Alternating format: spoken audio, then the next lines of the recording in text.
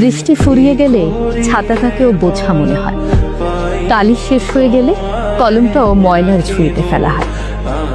বাসি হয়ে গেলে প্রিয়জনের দেওয়া ফুলটাও পরদিন ডাস্টবিনে জায়গা পায়। পৃথিবীর নিদারুণ বাস্তবতা হলো, কেউ আপনার উপকারের কথা খুব বেশি দিন মনে রাখবে না। কঠিন সত্য হলো, আপনি কারো কাছে ঠিক কতদিন প্রায়োরিটি পাবেন সেটা নির্ভর করছে তার জন্য আপনি ঠিক কতদিন কিছু একটা করতে পারবেন তার উপর।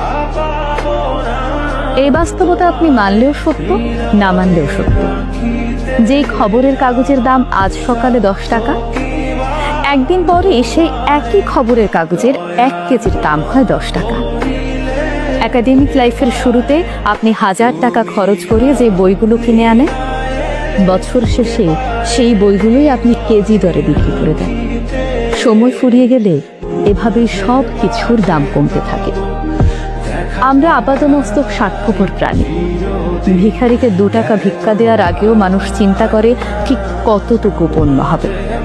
স্বার্থ ছাড়া মানুষ ভিখারিকেও ভিক্ষা দেয় না।